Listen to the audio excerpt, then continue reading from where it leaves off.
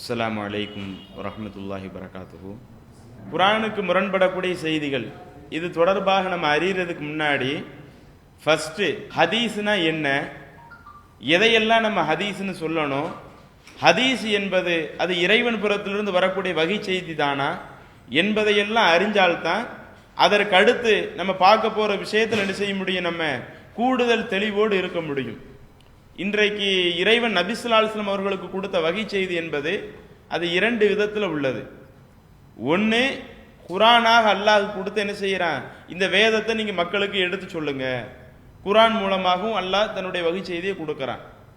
அந்த குர்ஆனை மாத்திரம் அல்லாஹ் கொடுக்கல, அந்த குர்ஆனுக்கு விளக்கமாகவும் என்ன செய்யறான், அல்லாஹ் தன்னுடைய தூதருக்கு சில செய்திகளை அறிவிக்கிறான். இப்படி அந்த குர்ஆனுக்கு விளக்கமாக தன்னுடைய தூதருக்கு அல்லாஹ் சொல்லக்கூடிய அந்த செய்திக்கு பேர் தான் நம்ம என்ன சொல்லுவோம், ஹதீஸ்னு சொல்லுவோம். இன்னைக்கு புகாரில் உள்ள ஒரு செய்தியாக இருக்கட்டும், முஸ்லிம், திருமிதி, அபுதாவுது, நசாயி போன்ற எந்த ஹதீஸ் கிரந்தத்தில் நம்ம ஒரு ஹதீஸ்னு எடுத்து பார்த்தா அந்த ஹதீஸினுடைய விளக்கம் என்ன, அதுவும் வகை செய்தி தான். இறைவன் அந்த வகை செய்தி யாருக்கு தான் கொடுத்தான், தன்னுடைய தூதருக்கு கொடுத்தான். அதை நபி ஸல்லல்லாஹு அலைஹி வஸல்லம் அவர்கள் நம்மள்கிட்ட கொண்டு வந்து சேர்த்திருக்கிறாங்க. அந்த செய்திகள் எப்படி இருக்கும், ஒன்று நபி ஸல்லல்லாஹு அலைஹி வஸல்லம் அவங்க எடுத்து சொன்ன ஒரு செய்தியாக இருக்கும், வாயால உத்தரவு போட்ட மாதிரி ஒரு ஆர்டர் போட்ட மாதிரி இருக்கும், அல்லது அவங்க செஞ்சு காட்டின மாதிரி இருக்கும். உத்தரவு போட்டிருக்க மாட்டாங்க, ஆனா என்ன செஞ்சிருப்பாங்க, அந்த காரியத்தை செஞ்சு காட்டி இருப்பாங்க. அல்லது ஒரு காரியம் நடக்கும் பொழுது அதுக்கு ரசூலுல்லாஹி ஸல்லல்லாஹு அலைஹி வஸல்லம் அங்கீகாரம் கொடுத்திருப்பாங்க, அந்த காரியத்தை தடுத்திருக்க மாட்டாங்க. ஒரு இதை நம்ம ஹதீஸ்னு எடுத்துக்கிட்டதா இருந்தா எதுவெல்லாம் ஹதீஸினுடைய அந்த வகைகளுக்குள்ள வரும், ரசூலுல்லாஹி ஸல்லல்லாஹு அலைஹி வஸல்லம் அவர்கள் குர்ஆனுக்கு விளக்கமாக எதை நம்மள்ட்ட சொல்லிட்டு போனாங்களோ அவங்க உத்தரவிட்டு போன அந்த காரியமும் ஹதீஸ் தான். சரி, வாயால எடுத்து சொல்லாம அவங்க தன்னுடைய வாழ்க்கையில நடைமுறைப்படுத்தி செயலால காட்டிட்டு போயிருக்கிறாங்க. அப்படி செயலால காட்டிட்டு போனால் அதுவும் என்னதான், ஹதீஸ் தான். அதே மாதிரி வாயாலையும் எடுத்து சொல்லல, செயலாலையும் காட்டல, ஆனா அன்னைக்கு ஒரு சம்பவம் நடக்கும் பொழுது ரசூலுல்லாஹி ஸல்லல்லாஹு அலைஹி வஸல்லம் அவர்களும் அந்த சபையில இருக்கிறாங்க. அப்படி ரசூலுல்லாஹி ஸல்லல்லாஹு அலைஹி வஸல்லம் அவர்கள் இருக்கும் பொழுது அந்த சபையில ஒரு சம்பவம் நடக்குதுன்னு வைங்க, அந்த சம்பவத்திற்கு ஒரு அங்கீகாரம் கொடுத்திருக்கிறாங்க. அதன் மூலம் நமக்கு ஒரு சட்டம் எடுக்கப்படும்னு சொன்னால் அந்த சட்டத்திற்கு யார் அங்கீகாரம் கொடுத்திருக்கிறார், அல்லாஹ்வுடைய தூதர் கொடுத்திருக்கிறாங்க. இப்படி நபி ஸல்லல்லாஹு அலைஹி வஸல்லம் அவர்களுடைய சொல், செயல், அங்கீகாரம் இவையத்தான் என்ன செய்வாங்க, ஹதீஸ்னு சொல்லுவாங்க. சரி, இப்ப இந்த ஹதீஸ் முதல்ல நம்ம கவனிக்க வேண்டியது, இந்த ஹதீஸ் இறைவனுடைய வகை செய்தி என்று எப்படி முடிவு பண்றது? ஏன்னா ரசூலுல்லாஹி ஸல்லல்லாஹு அலைஹி வஸல்லம் அவங்க சொன்னது தானே, அது அவங்களா மனசுல வந்ததை சொல்லியிருக்கலாம், சொல்லுவதற்கு முகாந்திரம் இருக்குது. இல்ல அவங்க ஒரு காரியத்தை செய்யறாங்கன்னு வைங்க, அது அவங்களா மனசுல வந்ததை செஞ்சிருக்கிறாங்க, இப்படி ஒருவர் சொல்வதற்கு ஒரு முகாந்திரம் இருக்குது. அங்கீகாரம் கொடுக்கிறதுக்கும் ரசூலுல்லாஹி ஸல்லல்லாஹு அலைஹி வஸல்லம் ஏதோ ஒரு அங்கீகாரம் கொடுத்திருக்கிறாங்க, இதுக்கு அல்லாஹ் உத்தரவு போட்டான் என்று எங்க இருக்குது என்று கேள்வி கேட்பதற்குரிய முகாந்திரம் இருக்குது. ஆனா ரசூலுல்லாஹி ஸல்லல்லாஹு அலைஹி வஸல்லம் அவர்களை தொடர்பு படுத்தி வரக்கூடிய மார்க்கம் தொடர்பான எந்த ஒரு செய்தியும் அது அவர்களால் சுயமாக சொல்லப்படுகிற அல்லது சுயமா செய்யற ஒரு காரியம் கிடையாது. மூமின் இப்படித்தான் நம்பணும். முஸ்லிம் நம்ம எப்படி நம்பணும், அல்லாஹ்வுடைய தூதருடைய பெயரை பயன்படுத்தி குர்ஆன் என்று வந்தால் அதை குர்ஆன் ஏத்துக்குவோம், அதுல கூட எந்த பிரச்சனையும் வராது.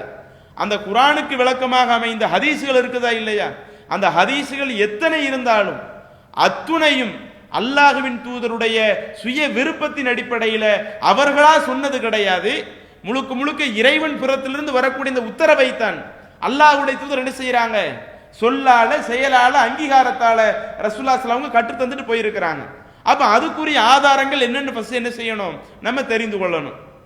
நீங்கள் குர்ஆன்ல பார்க்கலாம், 47வது அத்தியாயத்துல 2வது வசனம். இந்த வசனத்தை நீங்க பாருங்க, அல்லாஹ் சொல்றான், வல்லதீன ஆமனு அமிலு ஸாலிஹாத்தி, எவர்கள் நம்பிக்கை கொண்டு நல்லறங்களையும் செய்கிறார்களோ, அப்படி நல்லறங்களையும் செய்து வ ஆமனு பிமா நுஸில அலா முஹம்மதின், முஹம்மதிற்கு இறக்கப்பட்ட அந்த விஷயங்களையும் எவர்கள் நம்பிக்கை கொள்கிறார்களோ, அல்லாஹ்வை நம்புறது, நல்ல காரியம் செய்யறது, முகமது நபிக்கு இறக்கப்பட்ட அந்த விஷயத்தை எப்படி நம்பணும், வஹுவல் ஹக்கு மிர் ரப்பிஹிம், அவைகள் அனைத்துமே இறைவன் புறத்திலிருந்து வந்துள்ள உண்மைதான். அதுல எதையுமே அவங்க என்ன செய்யல, சுயமா சேர்த்து சொல்லல, முழுக்க முழுக்க அல்லாஹ்வின் புறத்திலிருந்து வந்த அந்த உண்மையான தகவலை தான் முகமது நபி நமக்கு சொல்லிட்டு போனாங்க என்று யார் முகமது நபிக்கு இறக்கப்பட்ட அந்த செய்திகளை நம்பிக்கை கொள்கிறார்களோ கஃபர அன்ஹும் சய்யிஆத்திஹிம், அல்லாஹ் அவர்களுடைய பாவங்கள் அவங்களை விட்டு என்ன செய்வான், நீக்குவான். வ அஸ்லஹ பாலஹும், இன்னும் அவர்களுடைய நிலைகளையும் அல்லாஹ் சீராக்குவான். அப்ப முகமது நபி சொல்லக்கூடிய அந்த கருத்தை நம்ம நம்பும் போது எந்த ஒரு சந்தர்ப்பத்திலும் எப்படி நம்பிடக்கூடாது, இது இவங்களா சொல்லி இருப்பாங்களோ. இன்றைக்கு குர்ஆன் அல்லாஹ்வா நமக்கு நேரடியாக வகையில கொண்டு வந்து சேர்க்கிறான். குர்ஆன் என்பது நமக்கு நேரடியாக வந்து சேர்க்கப்படல, நபி ஸல்லல்லாஹு அலைஹி வஸல்லம் மூலமா தான் இந்த சமுதாயத்துக்கு எடுத்து சொல்லப்படுது. அதே மாதிரி அந்த குர்ஆனிற்கு தோதுவாக ஒத்து வரக்கூடிய அந்த குர்ஆனுக்கு விளக்கமான தகவலை நபி ஸல்லல்லாஹு அலைஹி வஸல்லம் நமக்கு சொல்லிட்டு போனாங்களே, அதுவும் ரசூலுல்லாஹி ஸல்லல்லாஹு அவங்க மூலமா தான் நமக்கு வருது. அப்ப இப்படி நபி ஸல்லல்லாஹு அலைஹி வஸல்லம் அவர்கள் மூலமாக எந்த ஒரு தகவல் இவர்களுக்கு அருளப்பட்டு இருக்குதோ அந்த அருளப்பட்ட செய்திகள் அவர்கள் நம்பிக்கை கொள்ளணும். எப்படி நம்பிக்கை கொள்ளணும், இதுல ரசூலுல்லாஹி ஸல்லல்லாஹு அவங்க எதுவும் உள்ள சேர்த்து சொல்லியிருப்பாங்களோ, ரசூலுல்லாஹி ஸல்லல்லாஹு அலைஹி சுய கருத்து எதுவும் உள்ள வந்திருக்குமோ அப்படி நம்ப கூடாது. ஒவ்வொன்றுமே வஹுவல் ஹக்கு மிர் ரப்பிஹிம், தங்களுடைய இறைவன் புறத்திலிருந்து வரக்கூடிய உண்மையானதுதான் என்ற அளவிற்கு என்ன செய்யணுமா, அப்படி நம்பக்கூடியவங்களுடைய பாவங்கள் அல்லாஹ் மன்னிப்பதாக சொல்லி காட்டுறான். அப்ப இந்த வசனம் நமக்கு என்ன சொல்லுது, நபி ஸல்லல்லாஹு அலைஹி வஸல்லம் அவர்களுக்கு இறக்கப்பட்ட எந்த ஒரு செய்தியாக இருக்கட்டும் அந்த செய்திகள் முழுக்க முழுக்க இறைவன் புறத்திலிருந்து வந்த உண்மையான செய்தியாகத்தான் இருக்கும். அதில் அவங்களுடைய சுய கருத்து எதுவுமே என்ன செய்யாது, உள்ள புக முடியாது என்ற அளவிற்கு அல்லாஹ் சொல்லி இருக்கிறான்.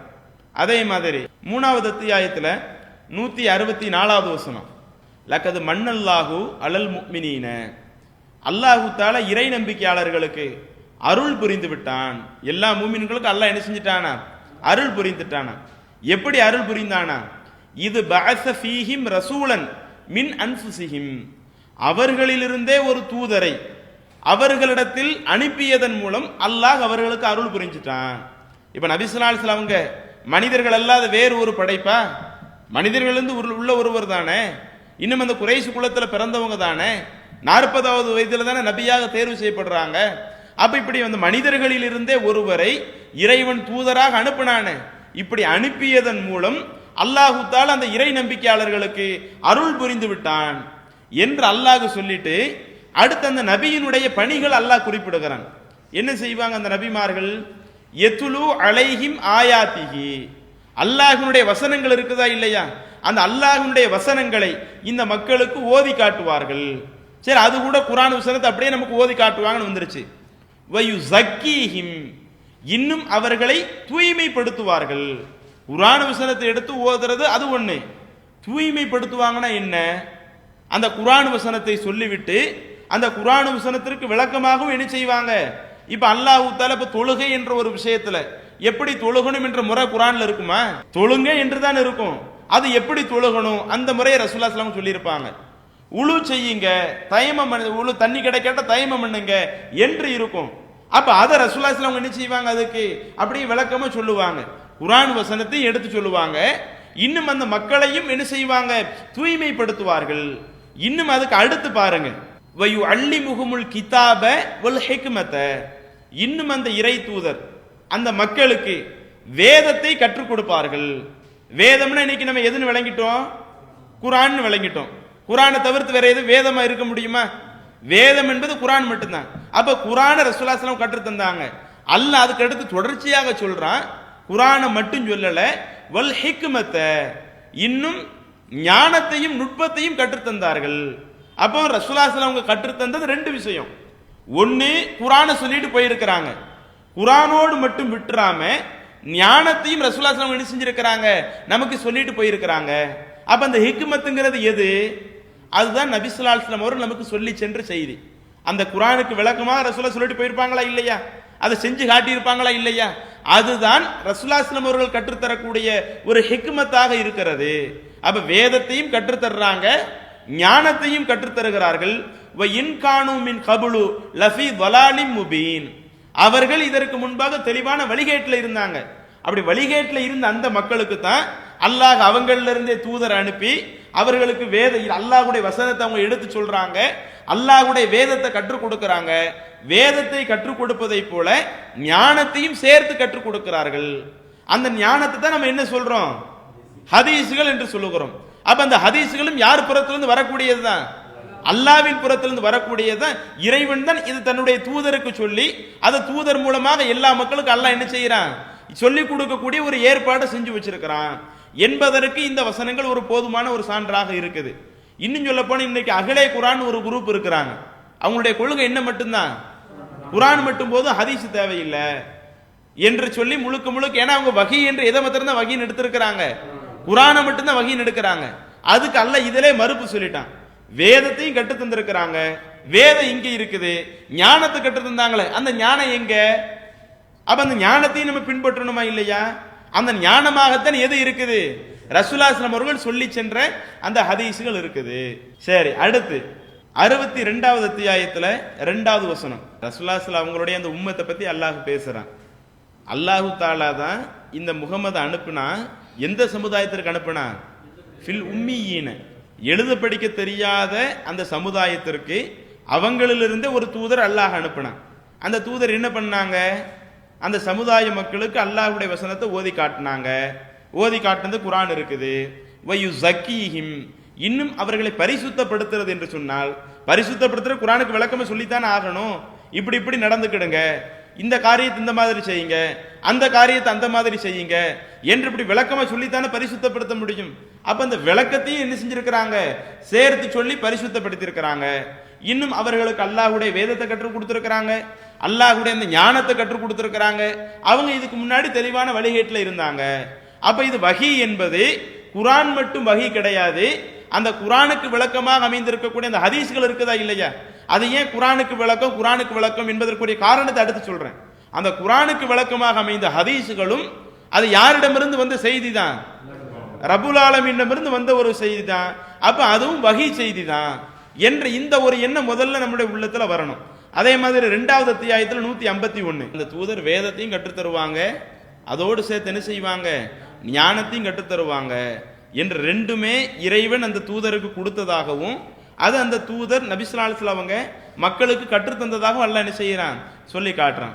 அதே மாதிரி 53வது அத்தியாயத்துல 3-4 அந்த 2 வசனத்தை எடுங்க. வமா யன்திகு அனில் ஹவா, அல்லாஹ் தஆலா வந்து ரசூலுல்லாஹி ஸல்லல்லாஹு அலைஹி வஸல்லம் பத்தி சொல்றான், இந்த தூதர் அனில் ஹவா, மனோ இச்சைப்படி என்ன செய்ய மாட்டாங்க, எதையுமே பேச மாட்டாங்க. இன்ஹுவ, அவங்க பேசுறதெல்லாம் இல்லா வஹயு யூஹா, எது அவர்களுக்கு இறைவன் புறத்திலிருந்து வகையாக அறிவிக்கப்படுதோ அதைத்தான் பேசுவாங்க. அப்ப ரசூலுல்லாஹி ஸல்லல்லாஹு அவங்க வந்து சாதாரண மனிதர் என்ற அடிப்படையில் பேசுறது அது தனி. அதுல வந்து இன்றைக்கு ஆட்சி அதிகாரத்தில் எவ்வளவோ ஆலோசனைகளை சொல்லி இருக்கிறாங்க, அது தனி. மார்க்கம் என்று ஒன்று பேசினாங்கன்னு சொன்னா, மார்க்கம் என்று பேசக்கூடிய அத்துணையும் யார்கிட்ட இருந்து தான் வந்திருக்கும், அல்லாவின் புறத்திலிருந்து வரக்கூடிய வகையிலிருந்து தான் வந்திருக்கும். வகையின் அடிப்படையில் தான் அவங்க பேசுவாங்களே ஒழிய மார்க்கத்துல மனோ இச்சைப்படி பேசக்கூடிய அந்த பண்பு யாருக்கு இருந்ததே கிடையாது, நபி ஸல்லல்லாஹு அலைஹி வஸல்லம் அவங்களுக்கு இருந்ததே கிடையாது. அப்ப இது எல்லாத்தையும் நீங்க எடுத்து வச்சு பாத்தீங்கன்னா குரானும் வஹி தான், ஹதீஸும் வஹி தான்.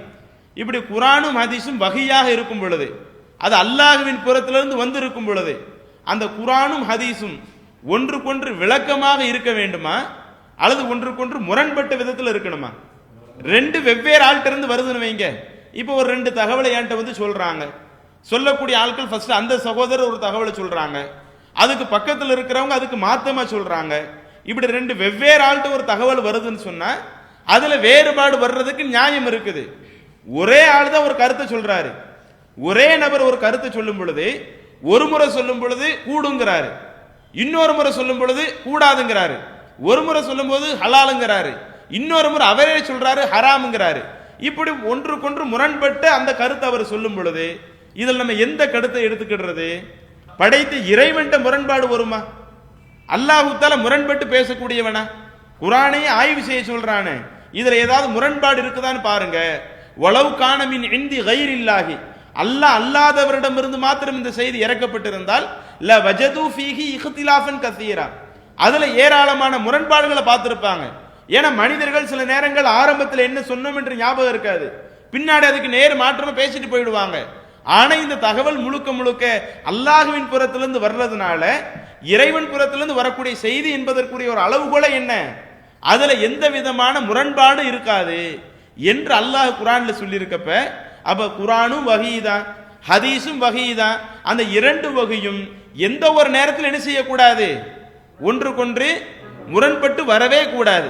அப்படி முரண்பட்டு வந்துச்சுன்னு சொன்னா அந்த ரெண்டுல ஏதோ ஒண்ணு யார்கிட்ட இருந்து வரல, அல்லாஹ்ட்ட இருந்து வரல. ஏன்னா ரெண்டுமே அல்லாஹ்ட்ட இருந்து வரும் பொழுது முரண் இல்லாம போகணும். அதுல முரண்பாடு வந்துருச்சுன்னா அதுல சிக்கல், அல்லாஹ் நான் முரண்பட்டு பேச மாட்டேன் என்று சொல்லிவிட்டான்.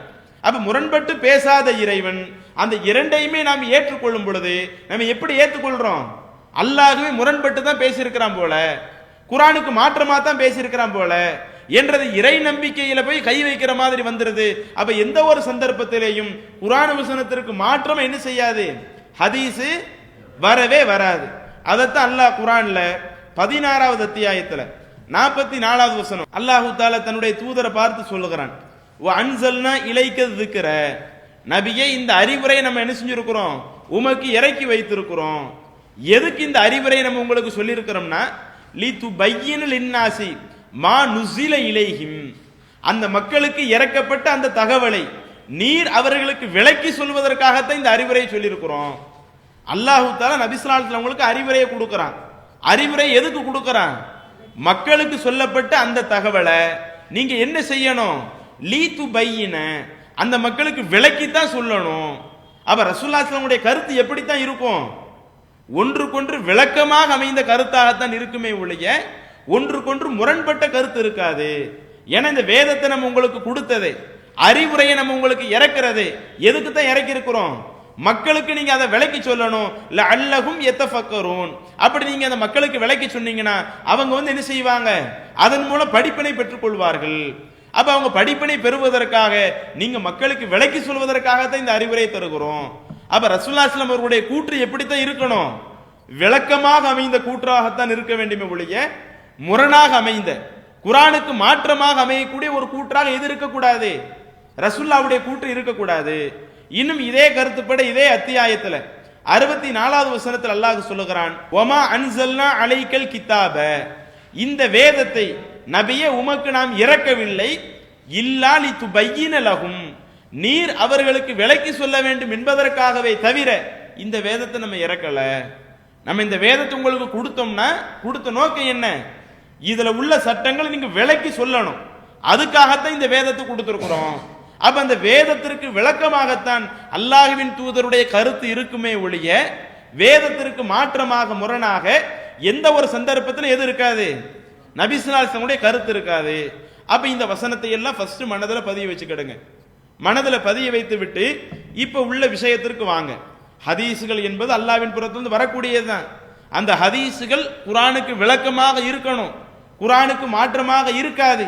அது அல்லாஹ்வே குர்ஆன்ல சொல்லிட்டான், ஹதீஸையும் வஹீன்னு சொல்லிட்டான். அப்ப அந்த குர்ஆனுக்கு மாற்றமாக இருந்தால் அப்ப அந்த செய்தியை நாம் எப்படி எடுத்துக்கொள்வது? இன்றைக்கு நம்ம புகாரில ஒரு செய்தி எடுத்து பார்க்கிறோம், முஸ்லிம்ல ஒரு செய்தி எடுத்து பார்க்கிறோம், திருமிதி, அபூதாவுது, நசாயி, இப்னு மாஜா, இப்னு ஹுசைமா போன்ற எந்த ஒரு ஹதீஸ் கிரந்தத்திலேயோ நம்ம ஒரு செய்தி எடுத்து பார்க்கிறோம். செய்தி எடுத்து பார்க்கும் பொழுது அதுல பலவீனமான ஆட்கள் வந்துட்டாங்கன்னு வைங்க, அப்ப அது ஹதீஸே இல்லைன்னு நம்ம சொல்லிடுவோம். இது லைஃபான செய்தி, இதுல இந்த நபர் வர்றாரு, இந்த நபர் பலவீனமான ஆளா இருக்காரு, அதனால அந்த செய்தி ஏத்துக்கிட கூடாது. இன்னைக்கு எவ்வளவு பலவீனமான செய்தி நம்ம என்ன செய்வோம், மக்கள்கிட்ட சொல்லி இதுவெல்லாம் பலவீனமான செய்தி, இதை ஏத்துக்கிடாதீங்க. அப்ப ஒரு செய்தியில அறிவிப்பாளர் பலவீனமாகிவிட்டால் அதுல எல்லா மக்களும் தெளிவா தான் இருக்கிறாங்க, பலவீனமான செய்தி என்ன செய்யக்கூடாது, ஏற்றுக்கொள்ளவே கூடாது, அதுல நம்ம எல்லாரும் தெளிவாக இருப்பார்கள். அதே மாதிரி அந்த ஹதீஸ்ல அறிவிப்பாளர்கள் யாரு விடுபட்டு இருந்தாங்கன்னு வைங்க, அப்பயும் அது ஹதீஸே இல்லைன்னு ஒரு முடிவு எடுப்பாங்க. எதுக்கு இது கேட்கிறோம்னா, இதுல நமக்கு ஒரு தெளிவு வந்துருச்சுன்னா ஒவ்வொன்றுக்கு தெளிவு இல்லாம அப்படியே போயிடக்கூடாது. நீங்க தமிழ்ல பார்க்கும்போது வெறுமனே சஹாபியுடைய பேரை போட்டு மொழியாக்கம் பண்ணியிருப்பாங்க. ஆனா அரபியில பாத்தீங்கன்னு வைங்களேன், ஃபர்ஸ்ட் என்ன செய்வாங்க, ஒரு ஹதீஸை பதிவு செய்யக்கூடிய இமாமு எனக்கு இந்த தகவலை யார் சொன்னா அவரை பேரை போட்டுருவாங்க. இப்ப நம்ம 2018 இருக்கிறோம், உதாரணத்துக்கு 2018 நடக்கக்கூடிய இந்த சம்பவத்தை 2050 பிறந்த ஒரு ஆள் சொல்றாரு. எப்படி சொல்றாரு, நேரடியா பார்த்த மாதிரி சொல்றாரு. அப்ப நம்ம ஏத்துக்குவோமா? சம்பவம் நடக்கிறது 2018, அவர் பிறந்தது 2050. சரி, நான் இவர்கிட்ட கேட்டேன் என்று அவர் மூலமாவது அப்படி வந்தா ஏத்துக்கிடலாம். எதுவுமே இல்லாம நான் டைரக்டா 2018 நடந்த சம்பவத்தை நான் பார்த்தேன் என்று சொன்னால் அதுல இடையில யாரோ விடுபட வாய்ப்பு இருக்குது, விடுபட்டால் பலவீனமான ஆளாக இருக்க வாய்ப்பு இருக்குது. எனவே இப்படி தொடர்பு அருந்த ஒரு செய்தியாக இருந்தார், சங்கிலி தொடர் ஆட்கள் வர்றாங்கல்ல, அதுல சங்கிலி தொடர்ல ஒரு ஆள் விடுபட்டா அந்த விடுபட்ட செய்தி ஏத்துக்கிட மாட்டாங்க. அந்த ஹதீஸ் இது ஹதீஸ் என்று என்ன செய்ய மாட்டாங்க, அந்த செய்தி ஏத்துக்கிட மாட்டாங்க. அது முன்கத்திரி, இது தொடர்பு அருந்த செய்தி, இதை நம்ம ஏத்துக்கிட கூடாது. அப்ப அறிவிப்பாளர்கள் பலவீனமா இல்லாட்டலும் ஏத்துக்கிட மாட்டாங்க. அறிவிப்பாளர்கள் ஒரு ஆள் இடையில விடுபட்டு இருக்கிறாங்க, விடுபட்டால் அந்த செய்தி என்ன செய்ய மாட்டாங்க, ஏத்துக்கிட மாட்டாங்க. இதுலயும் பெரும்பாலான மக்கள் சரியா இருப்பாங்க. எங்க பிரச்சனை வரும்னா, அறிவிப்பாளர்கள் ஃபுல்லா சங்கிலி தொடர் கரெக்டா இருக்கும், யாரும் விடுபட்டு இருக்க மாட்டாங்க. இன்னும் அறிவிப்பாளர்களுடைய நம்பகத்தன்மை, எல்லாருமே நல்ல நம்பகத்தன்மை உள்ள ஆளா தான் இருப்பாங்க. மனன சக்தியிலையும் சரி, அவங்க ஒரு செய்தி அடுத்தவங்களுக்கு சொல்றதுலையும் சரி, நம்பகத்தன்மையிலையும் சரியா இருப்பாங்க. இப்படி நம்பகத்தன்மையிலேயும் சரியாக இருந்து, சங்கிலி தொடரும் சரியாக இருந்து, அந்த ஒரு செய்தி வரும் பொழுது அது குர்ஆனுக்கு மாற்றமாக இருக்குதுன்னு வைங்க, அதுல முடிவெடுக்கிறதெல்லாம் இன்னைக்கு தடுமாறிக்கிட்டு இருக்கிறாங்க. அறிவிப்பாளர் எல்லாரும் சரியாயிட்டாங்களே, இந்த செய்தியை நம்ம மறுக்கணுமா? இந்த ஹதீஸை நம்ம மறுத்தோம்னா ரசூலுல்லாஹ் அவங்களையே மறுத்த மாதிரி தானே, நம்ம ஹதீஸை மறுக்கலாமா? இன்றைக்கு நம்மளை விமர்சிக்கக்கூடிய ஒவ்வொரு ஆட்களுமே இதைத்தான் சொல்லுவார்கள். அறிவிப்பாளர் எல்லாம் கரெக்டா போயிட்டாங்கல்ல, புகாரி இமாம் அந்த செய்தியை பதிவு செஞ்சிருக்கிறாரு, முஸ்லிம் இமாம் அந்த செய்தியை பதிவு செஞ்சிருக்கிறாரு, அப்ப நீங்க இந்த செய்தியை மறுக்கிறதுனால நீங்க ஹதீஸையே மறுக்கிறீங்க, ரசூலுல்லாஹ் அவங்களையே மறுக்கிறீங்க. இப்படியே நீங்க போனீங்கன்னு சொன்னா ஒரு கட்டத்துல எல்லா ஹதீஸையுமே நீங்க மறுத்துட்டு போயிடுவீங்க, அகலே குர்ஆன் மாதிரி நீங்க போய் நிப்பீங்க என்று இன்றைக்கு நம்மை பார்த்து விமர்சிக்கக்கூடியவர்கள் அவங்க எதைத்தான் ஒரு பெரிய ஆதாரமா வைக்கிறாங்க. அறிவிப்பாளர்கள் எல்லாரும் நம்பகமான ஆட்கள், சங்கிலி தொடரும் சரியாக இருக்குது, இப்படி சங்கிலி தொடரும் அறிவிப்பாளர்களும் சரியாக இருக்கக்கூடிய அந்த செய்தியை மறுக்கலாமா? அது குர்ஆனுக்கு மாற்றமா இருக்குதுன்னு சொல்லி நீங்க மறுக்கலாமா என்று சொல்லி கேள்வி வைக்கிறாங்கல்ல. அப்ப இதுல அந்த ஹதீஸ்களை தொடர்பாக நம்ம சில விஷயங்களை அறிந்தால்தான் அதுல ஒரு சரியான ஒரு முடிவு எடுக்க முடியும். இன்றைக்கு ஹதீஸ்களை என்பது ரசூலுல்லாஹ் அவங்களுடைய காலத்திலே உருவாக்கப்படல. ஏன்னா ரசூலுல்லாஹ் காலத்துல சஹாபாக்கள் இருக்கிறாங்க, சஹாபாக்களை பொறுத்தவரையில் எந்த ஒரு பிரச்சனையும் இல்லை. அல்லாஹ்வுடைய தூதர்கிட்ட கேட்ட செய்திகள் நமக்கு சொல்லிட்டு போறாங்க, அதுல அவங்க புரிந்து கொள்வதில் சில மாற்றங்கள் இருக்கலாம், அதை மற்ற செய்திகளை வச்சு நம்ம என்ன செஞ்சுக்குவோம், இதுல அவங்க புரிஞ்சுக்கிட்டதுல கொஞ்சம் மாற்றம் இருக்குது போல என்று மற்ற செய்தியை வச்சு முடிவு எடுத்துக்குவோம். ஆனா வேண்டுமென்று என்ன செய்ய மாட்டாங்க, ரசூலுல்லாஹ் அவங்க மேல பொய் சொல்ல மாட்டாங்க, ரசூலுல்லாஹ் அவங்க சொன்னதாக செய்ததாக அல்லாஹ்வின் தூதர் மேல பொய் சொல்ல மாட்டாங்க. அப்ப சஹாபாக்கள் காலத்துல எந்த ஒரு பிரச்சனையும் வரல. அதற்கு பிறகு உள்ள காலகட்டத்தில் என்ன பண்றாங்கன்னா, நிறைய செய்திகளை தங்களுடைய சுய லாபங்களுக்காக இட்டு கட்டி என்ன செய்யறாங்க, ரசூலுல்லாஹ் அவங்களோடு சம்பந்தப்படுத்துறாங்க. இந்த போன்ற செய்திகளை எல்லாம் நீங்க தெரிஞ்சுக்கிறதா இருந்தா சரியான ஹதீஸ்களும் தவறான ஹதீஸ்களும் அப்படின்ற ஒரு புக் இருக்குது, அந்த புத்தகத்தை நீங்க எடுத்து பார்த்தீங்கன்னு வைங்க, சுய லாபங்களுக்காக பொருளாதாரத்திற்காக சில ஆட்கள் செய்தி இட்டு கட்டினாங்க, பதவிக்காக சில ஆட்கள் செய்தி இட்டு கட்டினாங்க, மதிப்பு மரியாதை கூடணுங்கிறதுக்காக சில ஆட்கள் செய்தி இட்டு கட்டினாங்க. அந்த செய்தி சும்மா ஒரு சாதாரண செய்தியாக சொல்லாம ரசூலுல்லாவோடு போய் சம்பந்தப்படி சொல்லிட்டோம்னு வைங்க, அப்ப மக்கள் என்ன செஞ்சுக்கிடுவாங்க, அப்ப ரசூலுல்லாவே சொல்லிட்டாங்களா, சுரைக்காய் சாப்பிட்டா சொர்க்கம் போகும் ரசூலுல்லாவே சொல்லிட்டாங்களா, அப்ப நம்ம டெய்லி சுரைக்காவை வாங்கி சாப்பிடுவோம். ஏதோ ஒரு சுரைக்காய் வியாபாரம் என்ன பண்ணியிருக்கிறாரு, தனக்கு லாபம் வரணுங்கிறதுக்காக, சீக்கிரமே பணக்காரனாக ஆகணுங்கிறதுக்காக இப்படி என்னத்தையும் சொல்லிட்டு போயிட்டாரு. அவர் சொன்ன செய்தி சும்மா சொல்லாம ரசூலுல்லாவோடு சம்பந்தப்படுத்தினா அப்ப இறை நம்பிக்கை கொண்ட மக்கள் என்ன பார்ப்பாங்க, ரசூலுல்லாஹ் சொல்லிட்டாங்களா உடனே ஏத்துக்குவோம் என்று இப்படி தங்களுடைய பொருளாதாரத்திற்கு சில ஆதாயங்களுக்காக ஹதீஸை இட்டுக்கட்ட ஆரம்பிக்கிறாங்க. அப்படி இட்டுக்கட்டக்கூடிய நேரத்துல தான் அப்ப இமாம்கள் என்ன பண்றாங்க, இப்படியே நம்ம விட்டோம்னா நிறைய செய்திகளை ரசூலுல்லாஹ் சொல்லாத செய்திகளை அல்லாஹ்வுடைய தூதர் சொன்னதாக கொண்டு வந்து சேர்த்துட்டு போயிருவாங்க. இன்னும் சில ஆட்களுக்கு அவங்களுக்கு இட்டுக்கட்டணும்ங்கிறது நோக்கமா இருக்காது, அவங்களிடத்துல சில பலகீனங்கள் இருக்கும். இப்ப நம்மள சில ஆட்கள் இருக்கலாம், 2 மணி நேரம் பயான் உட்கார்ந்து ஒரு ஆள் பேசுவாரு, 2 மணி நேரம் உட்கார்ந்து கேட்போம். 2 மணி நேரம் கேட்ட பிறகு அடுத்தவங்கள்ட்ட போய் சொல்லும் பொழுது ஒரு சில ஆட்கள் இருப்பாங்க, எப்படி இருப்பாங்க, என்ன பேசினாங்களோ அதுக்கு நேர் உள்டாவா போய் சொல்லக்கூடிய ஆட்கள் இருப்பாங்க.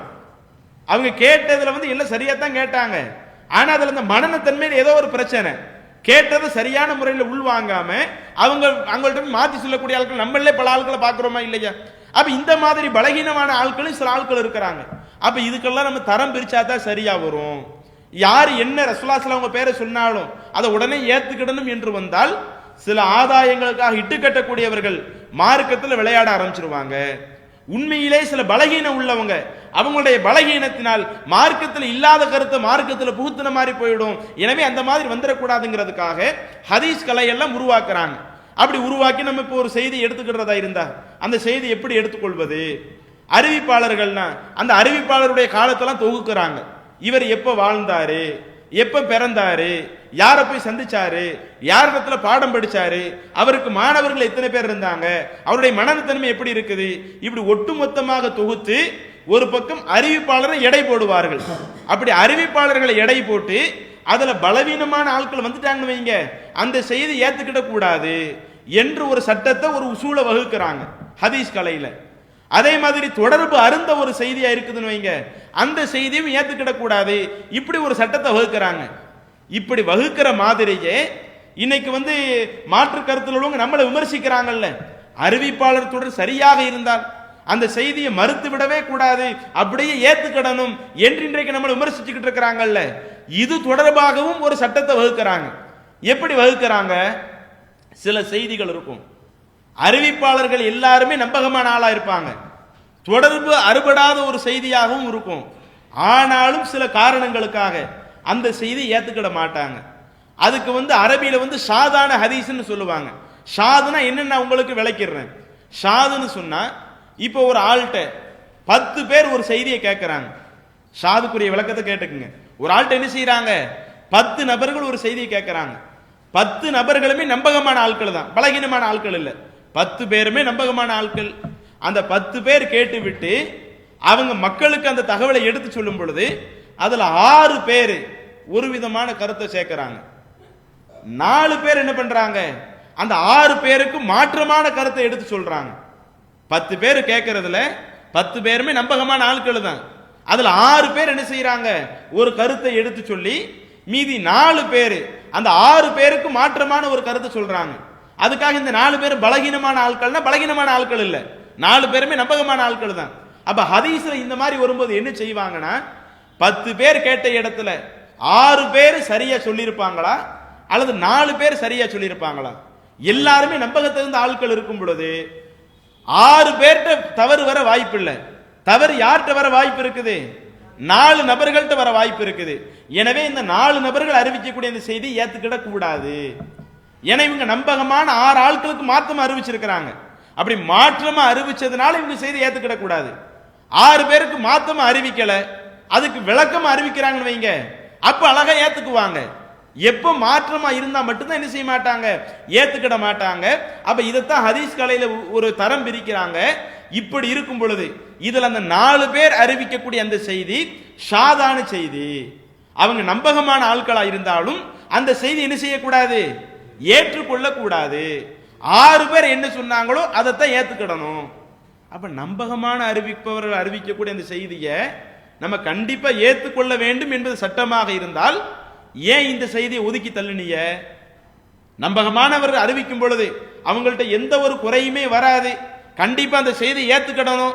அப்படி ஏத்துக்கிடாம போயிட்டா அவங்க ரசூலுல்லாஹ் அவங்களே நிராகரிச்ச மாதிரி என்று இன்றைக்கு இந்த குர்ஆனுக்கு முரண்படக்கூடிய விஷயத்துல நம்மளை மறுக்கக்கூடியவங்க இந்த ஒரு வாதத்தை வைக்கிறாங்கல்ல, அதே நபர்கள் இந்த சாது விஷயத்துல ஒத்துக்கொள்கிறார்கள்.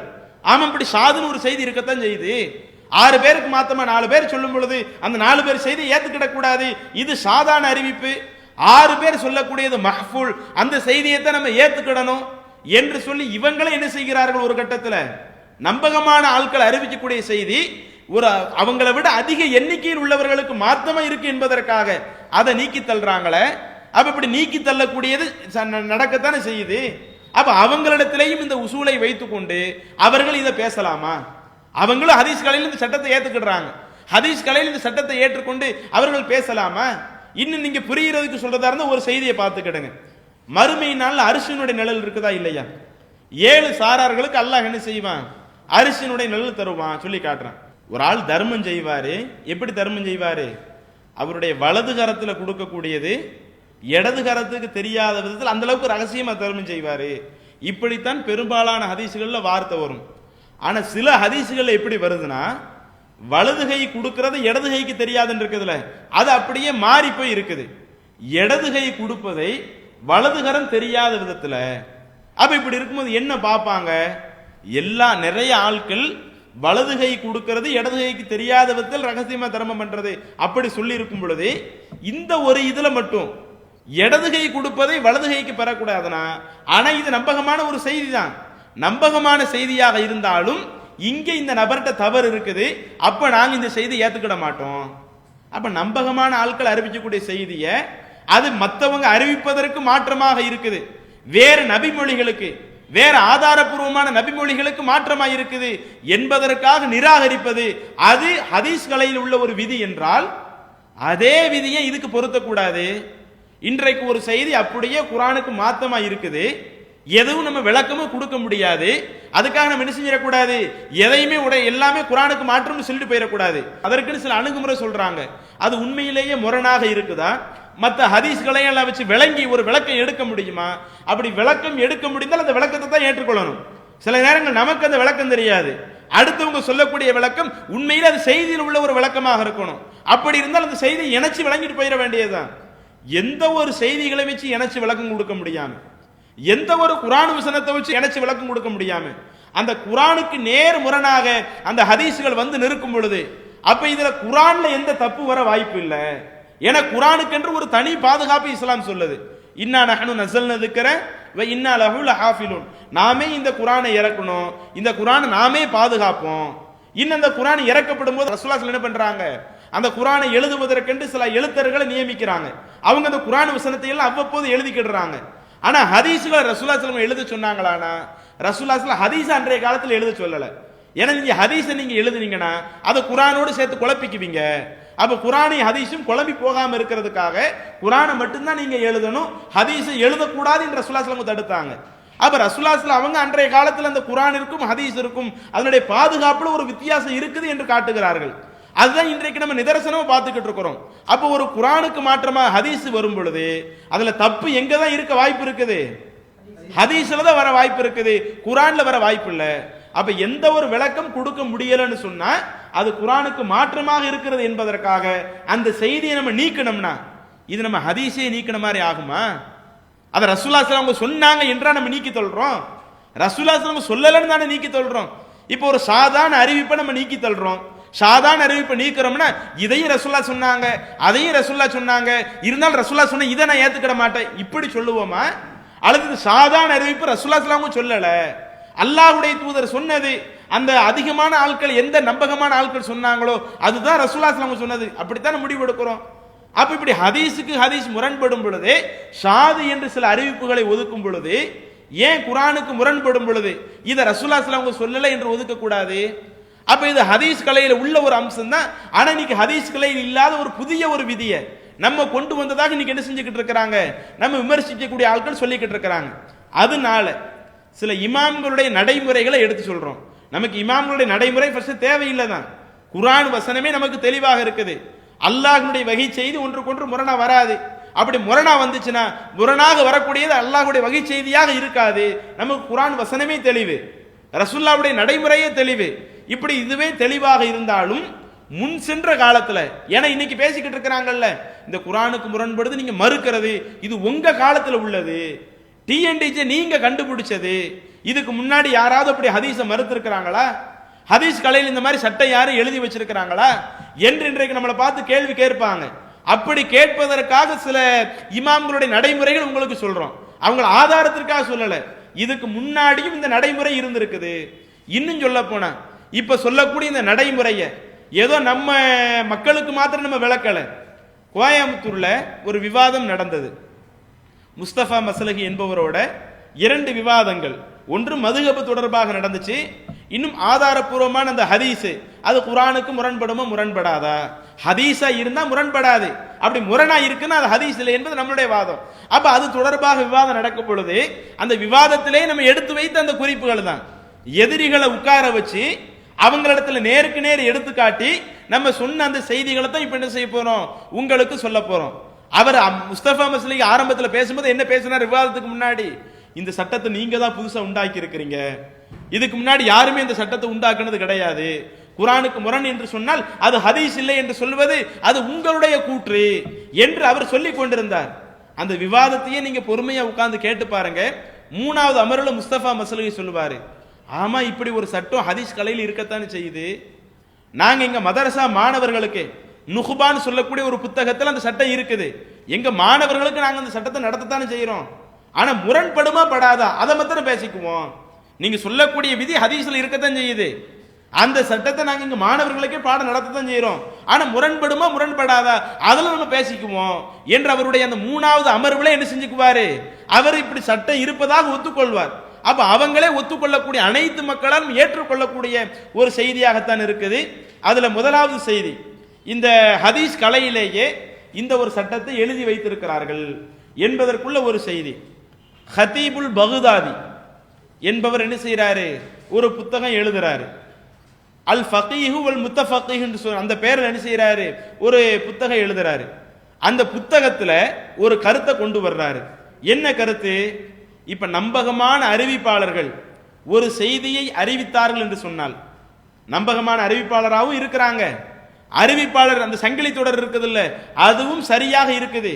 இப்படி இருக்கும் பொழுது இந்த செய்தியை அதுல ஏதாவது சில காரணங்களுக்காக நம்ம மறுக்கலாமா, நம்பகமான ஆட்கள் சொல்லக்கூடிய இந்த செய்திகளை மறுக்கலாமா என்று கேட்கும் பொழுது அவர் சொல்றாரு, ருத்தபி உமூரின், சில காரணங்களுக்காக இந்த செய்திகளை மறுக்கலாம்.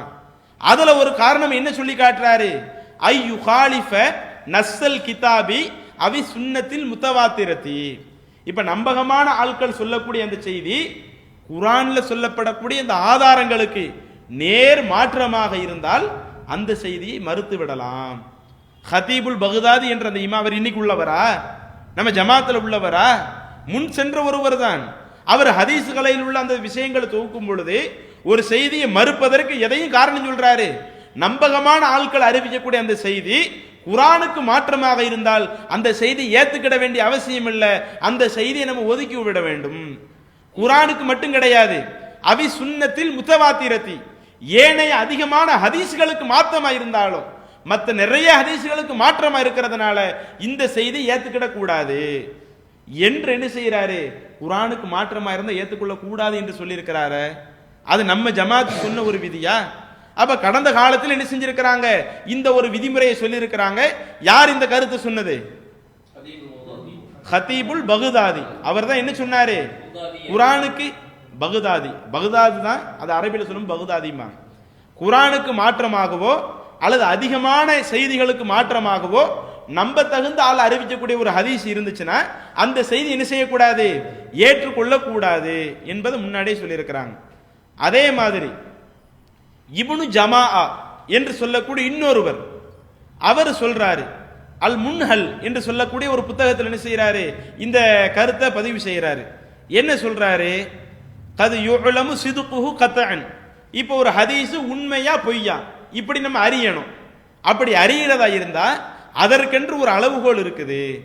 என்ன அளவுகோல், அல் ஹபரு கது யுலமு சிதுகுஹு, ஒரு செய்தி அது உண்மை என்று கத்அன் உறுதியாகவே அறியப்படும். எப்ப அறியப்படும், க ஹபரில்லாஹி தஆலா, அல்லாஹ் சொல்லக்கூடிய அந்த குர்ஆனுடைய செய்திக்கு ஒத்ததாக இருந்தால் அந்த ஹதீஸ் உண்மை என்று அறியப்படும்.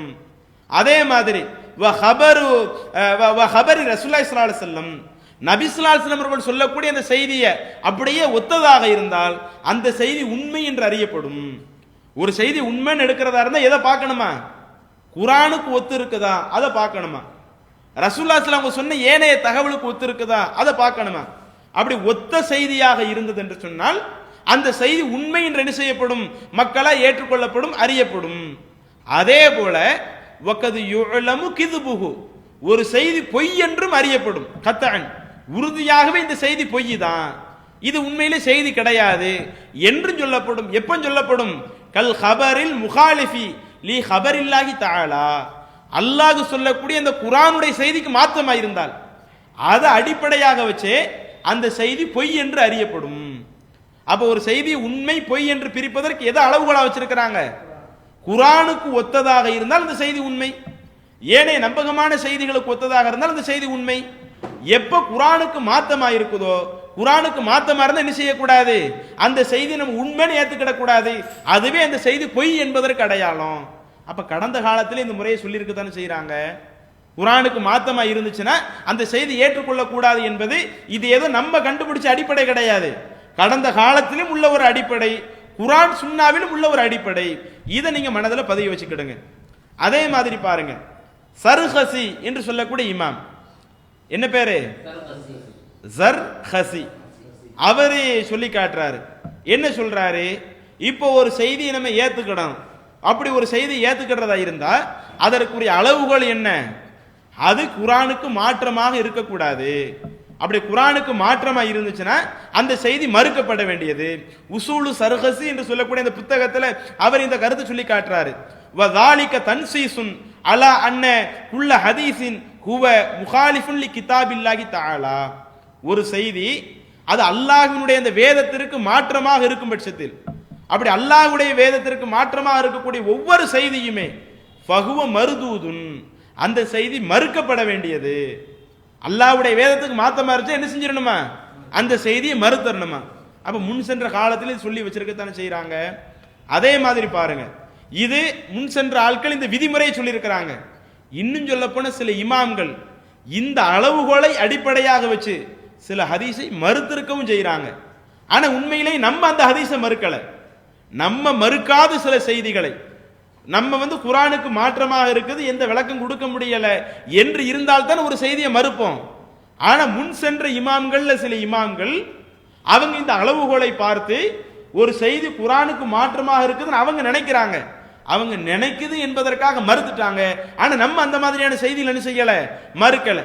அதுக்கு உதாரணமா மாலிக் இமாமை பத்தி சில செய்தி. மாலிக் இமாம் என்பவர் மிக முக்கியமான ஒரு அறிஞர். ஏன்னா அவர் இன்றைக்கு ஹதீஸ் புத்தகத்தை தொகுத்திருக்கிறாரு. முஅத்தா மாலிக், புகாரி முஸ்லிம் என்ற ஒரு ஹதீஸ் கிரந்தம் இருக்கிற மாதிரி மாலிக் இமாமுக்குரிய ஒரு ஹதீஸ் கிரந்தம் அல் முஅத்தான்னு சொல்லக்கூடிய ஒரு புத்தகத்தை தொகுத்திருக்கிறாரு. பல செய்திகளை கொண்டு வந்திருக்கிறாரு. அப்ப பல செய்திகளை கொண்டு வந்த அந்த மாலிக் இமாம் அவர் என்ன பண்றாருன்னா, சில காரணங்களுக்காக, இந்த குர்ஆனுக்கு முரண்படுகிறது என்ற அந்த காரணங்களுக்காக சில செய்தி என்ன செஞ்சிருக்கிறாரு, அவரே மறுத்திருக்கிறார். என்ன செய்தி? உம்தத்துல் காரின்னு சொல்லக்கூடிய அந்த புத்தகத்தில் பதிவு செய்யப்பட்ட ஒரு தகவல். குருத்துபின்னு சொல்லக்கூடிய இமாம் இதை மேற்கோள் காட்டுறாங்க. குருத்துபின்னு சொல்லக்கூடிய இமாம், மாலிக் இமாமும் அவரோடு இருக்கக்கூடிய அந்த தோழர்களும் ரவவ் அன்ன லாஹிர ஹதீஸில் ஹஸஅமியதி முகாலிஃபுன் லி கௌலிஹி தஆலா, ஹஸஅமியா குலத்தை சார்ந்த ஒரு பெண்ணுடைய அந்த ஹதீஸ் குர்ஆனுக்கு மாற்றமாக இருக்கிறது என்று கருதி இருக்கிறார்கள். மாலிக் இமாம் என்ன பண்றாங்க, ஹஸஅமியா குலத்தை சார்ந்த ஒரு பெண். என்ன செய்தினா, நம்ம அதிகமா கேள்விப்பட்ட ஒரு நபிமொழி தான். ரசூலுல்லாஹி ஸல்லல்லாஹு அலைஹி வஸல்லம் அவங்க ஹஜ்ஜுக்கு போறாங்க. ஹஜ்ஜுக்கு போகக்கூடிய இடத்துல ஒரு முறை என்ன செய்யறாங்க, ஒரு இடத்துல தன்னுடைய வாகனத்தை நிறுத்தி யாருக்கேனும் மார்க்கு சந்தேகம் இருந்தா என்ன செய்யுங்க, என்கிட்ட சந்தேகத்தை கேளுங்க அப்படின்னு சொல்றாங்க. அப்படி கேட்கிற நேரத்துல தான் ஹஸஅமியா குலத்தை சார்ந்த ஒரு பெண்மணி ரசூலுல்லாஹி ஸல்லல்லாஹு அலைஹி வஸல்லம் வர்றாங்க. அழகு நிறைந்த பெண்மணி என்ற அந்த ஹதீஸ்ல வருது. அவங்க ரசூலுல்லாஹி ஸல்லல்லாஹு அலைஹி வஸல்லம் சொல்றாங்க, அல்லாஹ்வுடைய தூதரே, என்னுடைய தந்தை ரொம்ப வயது முதிர்ந்தவராக இருக்கிறாரு, அவர் ஹஜ் செய்ய முடியாத ஒரு நிலையிலும் இருக்கிறாரு, அவருக்காக நான் ஹஜ் பண்ணிக்கலாமா? எங்க அத்தாவுக்காக என்ன செய்ய முடியல, ஹஜ்ஜே பண்ண முடியல, வயது முதிர்ந்தவங்களா இருக்கிறாங்க, அவங்களுக்கான ஹஜ் செஞ்சுக்கிடலாமான்னு கேட்கும் பொழுது அப்ப ரசூலுல்லாஹி ஸல்லல்லாஹு அலைஹி வஸல்லம் என்ன செய்யறாங்க, ஃபதஹுஜ்ஜ, நீங்க என்ன செஞ்சுக்கிடலாம், உங்களுடைய தந்தைக்காக முடியாத ஒரு நேரத்தில், அல்லது தந்தை இறந்தாலும் ஹஜ் கடமையான நிலையில் இறந்திருந்தா அது அவங்களுடைய நீயத்தோடு இருக்கும்போது பிள்ளைங்க கூட என்ன செஞ்சுக்கிடலாம், தந்தைகளுக்காக ஹஜ் பண்ணிக்கிடலாம். ரசூலுல்லாஹி ஸல்லல்லாஹு அலைஹி வஸல்லம் என்ன சொன்னாங்க, அப்படின்னா நீங்க ஹஜ் பண்ணிக்கிடுங்க, ஏன்னா அதுவும் இறைவன்கிட்ட உள்ள ஒரு கடன் மாதிரி தானே என்று சொல்லி அல்லாஹ்வுடைய தூதர் சொல்லக்கூடிய ஒரு நபிமொழியை பார்க்கிறோம். நம்ம இந்த செய்தி என்னைக்காவது மறுத்தோமா? இந்த செய்தியின் அடிப்படையில் இன்னைக்கு சட்டம் சொல்லி இருக்கிறோம், பெற்றோர்கள் ஹஜ் கடமையான நிலையில இருந்து ஹஜ் செய்யாம இறந்து போனாலும் பிள்ளைங்க என்ன செஞ்சுக்கிடலாம், பெற்றோர்களுக்காக ஹஜ் பண்ணிக்கிடலாம். நம்ம கூட அந்த செய்தி ஏத்திருக்கத்தான் செய்யறோம். ஆனா மாலிக் இமாமும் அவருடைய தோழர்களும் இந்த செய்தியை மறுக்கிறாங்க. எப்படி மறுக்கிறாங்க, அது குர்ஆனுக்கு மாற்றமாக இருக்குது என்ற அடிப்படையில். நம்ம இது எதுக்காக சொல்ல வர்றோம், இந்த ஹதீஸை மறுக்கணும் என்பதற்காக சொல்ல வரல. கடந்த காலத்திலேயும் அறிஞர்கள் குர்ஆனுக்கு மாற்றமாக இருக்கிறது என்பதற்காக சில நபிமொழிகளை மறுத்திருக்கிறார்கள். நம்ம மறுக்காத செய்திகளை, விளக்கம் கொடுத்து ஏற்றுக்கொள்ள வேண்டிய செய்திகளை கூட கடந்த காலத்தில் மறுத்திருக்கிறாங்க. இந்த சட்டம் ஆரம்பத்தில் நடைமுறையில் இருந்திருக்குது. ஏன்னா இன்னைக்கு இதை வச்சுதான் நம்மளை எந்த அளவுக்கு பேசுவாங்க, நீங்க தான் முஅ்தஸிலாக்கள், நரகத்தினுடைய நாய்கள் என்றெல்லாம் நம்மை பார்த்து இதை வச்சு விமர்சிக்கக்கூடியவர்கள் இன்னைக்கு இருந்துகிட்டு தான் இருக்கிறாங்க. அப்ப கடந்த காலத்தில் இந்த நடைமுறை இருந்திருக்குது. அப்ப அந்த மாலிக் இமாம் அதுக்கு குர்ஆன்ல ஒரு வசனத்தை மேற்கோள் காட்டுறாரு. என்ன வசனத்தை மேற்கோள் காட்டுறாரு, வலில்லாஹி அலன்னாசி ஹஜ்ஜுல் பைத் மனிஸ்ததா இலைஹி சபீலா. அல்லாஹ் தஆலா மனிதர்களுக்கு ஹஜ்ஜை கடமையாக்கணும். எப்ப கடமையாக்கணும்? மனிஸ்ததா இலைஹி சபீலா. யார் ஹஜ்ஜுக்கு போயிட்டு வருவதற்குரிய சக்தி உள்ளவர்களாக இருக்கிறார்களோ, சக்தினா ரெண்டு விதம். பொருளாதாரத்திலையும் சக்தி உள்ள ஆளா இருக்கணும். கடன் வாங்கிட்டு போக வேண்டிய முடியாது. அவங்க ஹஜ்ஜுக்கு போகும்போது குடும்பத்தை நடுத்தரவில் விட்டுட்டு போக முடியாது. அந்த பொருளாதார விஷயத்தில் தன்னிறைவு பெற்றவங்களாக இருக்கணும். போயிட்டு வருவதற்குரிய உடல் வலிமை உள்ள ஆட்களாக இருக்கணும். இது இப்படிப்பட்ட ஆளுக்கு தான் அல்லாஹ் ஹஜ்ஜை கடமையாக்கி இருக்கிறான். அப்ப இந்த வசனத்தை வச்சுக்கிட்டு மாலிக் இமாம் என்ன பார்க்கிறாரு? முடியாதவங்களுக்கு ஹஜ்ஜே இல்லைன்னு அல்லாஹ் சொல்லியிருக்கும் பொழுது ரசூலுல்லாஹி ஸல்லல்லாஹு அலைஹி வஸல்லம் அவர்கள் அந்த பெண்மணிக்கு எப்படி சொல்லி இருப்பாங்க?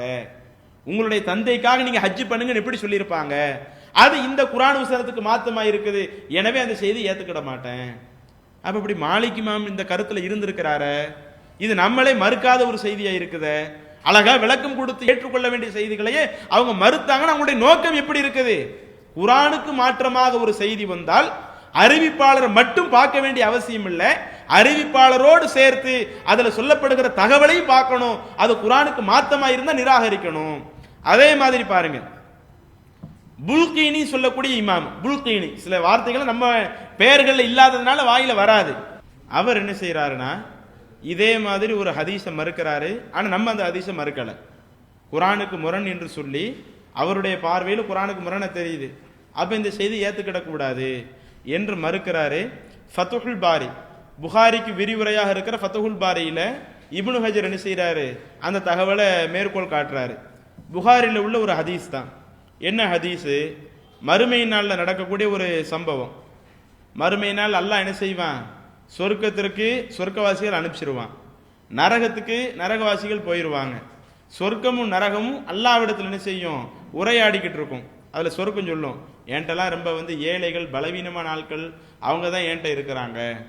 நரகம் சொல்லும், யார் பெருமை அடிச்சு தெரிஞ்சாங்களோ அவங்க தான் என்கிட்ட இருக்கிறாங்க என்று. இப்படி சொர்க்கமும் நரகமும் அல்லாஹ்விடத்தில் உரையாடி கொண்டிருப்பதாக ஒரு செய்தி வரும். அதில் அந்த செய்தியில இடையில வரும், அல்லாஹ் நரகத்திற்கு நரகத்தில் வாசிகள் அனுப்பின பிறகு இன்னும் நரகத்திற்கு ஆட்களை போட வேண்டிய ஒரு நிலை இருக்கும். அப்படி நரகத்திற்கு ஆட்களை போட வேண்டிய நிலையில் இருக்கும் பொழுது அல்லாஹ் என்ன செய்வானாம்? இன்னஹு யுன்ஷிஉ லின்னாரி மையஷா, தான் நாடிய சில புது படைப்புகளை அல்லாஹு தஆலா புதிதாக நரகத்திற்காகவே உருவாக்குவான். ஃபயுல்கவுன ஃபீஹா, அவங்கள நரகத்திலே தூக்கி போட்டுருவான். நரகத்துக்கு ஆட்கள் போயிட்டாங்க, இன்னும் நரகத்தை நிரப்பணும் ஆட்களை கொண்டு. அப்படி ஆட்களை கொண்டு நரகத்தை நிரப்பும் பொழுது அதுக்கு அல்லாஹ் என்ன செய்யறானா? அப்பதான் புதுசா ஒரு படைப்பை உருவாக்குறான். இந்த உலகத்துல வாழ்ந்துட்டு போனவங்கள இல்ல, புதிதாக ஒரு படைப்பை உருவாக்கி அந்த படைப்பை அல்லாஹ் என்ன செஞ்சிட்டான்? நரகத்துல தூக்கி போட்டான். அப்ப அந்த செய்தி புகாரில வருது. இந்த செய்தியை தான் புல்கீனின்னு சொல்லக்கூடிய இந்த இமாம் என்ன செய்யறாரு? மறுக்கிறாரு. எப்படி மறுக்கிறாரு? அல்லாவே இபிலிசையும் அவருடைய படைப்பட்டாளத்தை கொண்டுதான் நரகத்தை நிரப்புவோம் அல்லாஹ் சொல்லியிருக்கான். இப்படி அல்லாஹ் சொல்லியிருக்க புதுசா எப்படி அல்லாஹ் ஒரு படைப்பை போட்டு நரகத்துல போடுவான்? எனவே கதா அன்கர ரிவாயத்தை ஷேகுனா அல் புல்கீனி, புல்கீனி என்று சொல்லக்கூடிய அந்த நம்முடைய ஆசிரியர் இந்த அறிவிப்பை, இந்த ஹதீஸை அவர் மறுக்கிறார். நான் இந்த செய்தியெல்லாம் என்ன செய்ய முடியாது? ஏத்துக்கிட முடியாது. நான் இந்த ரிவாயத்தையே, இந்த அறிவிப்பையே நான் டோட்டலாக மறுத்துறேன் என்று அவர் மறுக்கிறாரு. வஹத்தஜ பி கௌலிஹி, இன்னும் அவர் மறுப்பதற்கு அல்லாஹ்வினுடைய அந்த இறைவனுடைய வசனத்தை கொண்டு ஆதாரம் பிடிக்கிறாரு. எந்த வசனம்? வலா யஸ்லிமு ரப்புக அஹதா, உம்முடைய இறைவன் யாருக்கும் அநியாயம் செய்ய மாட்டான். குர்ஆன்ல அப்படி ஒரு வசனம் வருது. அல்லாஹ் என்ன செய்ய மாட்டான்? யாருக்கும் அநியாயம் பண்ண மாட்டான்னு சொல்லி இருக்கிறான். இப்படி சொல்லி இருக்கும் பொழுது திடீரென்று மறுமையில ஒரு புதுசா ஒரு படைப்பை உருவாக்கி அவங்களெல்லாம் நரகத்துல கொண்டு போய் போட்டா இது அல்லாஹ் அவங்களுக்கு அநியாயம் செய்யற மாதிரி வந்துடாதா? எனவே நான் என்ன செய்ய மாட்டேன், இந்த செய்தியை ஏத்துக்கிட மாட்டேன் அப்படின்னு இந்த செய்தி யார் மறுக்கிறா? புல்கீனின்னு சொல்லக்கூடிய இமாம் மறுக்கிறாரு. இந்த செய்தியை நம்ம கூட மறுக்கல, நாம கூட அந்த செய்தி என்ன செய்யறோம்? ஏத்துக்கிடுறோம். அப்ப அவர் மறுத்தாரு, என்ன காரணத்திற்காக மறுத்தார்? குர்ஆன் வசனத்துக்கு மாற்றமா இருந்தா அந்த செய்தி ஏத்துக்கிட கூடாது, அது ஹதீஸாவே இருக்க முடியாது என்று சொல்லித்தானே மறுக்காங்க. அப்ப அப்படியே நம்ம மறுத்தா இன்னைக்கு ஏன் நம்மளை முஅத்தஸிலாக்கள்னு சொல்லணும்? நம்மளை எதுக்கு நரகத்தினுடைய நாய்கள்னு சொல்லணும்? நம்ம எப்படி மார்க்கத்தில் வரம்பு மீறியவங்க ஹதீஸை மறுக்கிறாங்க, ரசூலுல்லாஹ்வை மறுத்துட்டாங்க. இன்னைக்கு வெளியே பேசுற பேச்சுகளை பார்க்கணுமே. அப்ப அந்த அளவிற்கு பேச வேண்டிய அவசியம் என்ன? கடந்த காலத்திலே இந்த நடைமுறை இருந்திருக்கத்தான் செய்யுது என்பதற்கு இந்த ஒரு செய்தி. அதே மாதிரி மாலிக் இமாம் மறுத்த இன்னொரு செய்தி, இந்த ஹதீஸையும் நம்ம என்ன செஞ்சிருப்போம், கேள்விப்பட்டிருப்போம். மாலிக் இமாம் அவங்க மறுக்கக்கூடிய ஒரு செய்தி. இப்போ ஒரு பாத்திரத்துல நாய் வாய் வச்சிருச்சு. நாய் வாய் வச்ச ரசூலுல்லாஹ் என்ன செய்ய சொல்றாங்க, 7 தடவை கழுவுங்க. அதுல முதல் தடவையோ அல்லது கடைசி தடவையோ மண்ணை தொட்டு கழுவுங்க. இப்படி ரசூலுல்லாஹ் ஸல்லல்லாஹு சொல்றாங்க. இன்னைக்கு நம்ம இந்த செய்தி ஏத்திருக்கிறோமா இல்லையா? ஆனா மாலிக் இமாம் என்ன செய்யறாரு, நான் இந்த செய்தி ஏத்துக்கிட மாட்டேன் என்று சொல்லி மறுக்கிறாரு. ஏன் மறுக்கிறாரு, அதற்குரிய காரணத்தை நீங்க பார்க்கலாம். அல் தபுசிரா என்று சொல்லப்படுகிற அந்த புத்தகத்துல இந்த ஒரு தகவல் வருது. என்ன தகவல், மாலிக் இமாம் அவர் இந்த செய்தியை பத்தி சொல்லும் பொழுது, கது ஜா ஹாதல் ஹதீசு, இப்படி ஒரு செய்தி வந்திருக்குது, வமா அதிரி மா ஹகீகத்துஹு, அதனுடைய யதார்த்த நிலை என்னன்னு எனக்கு தெரியல.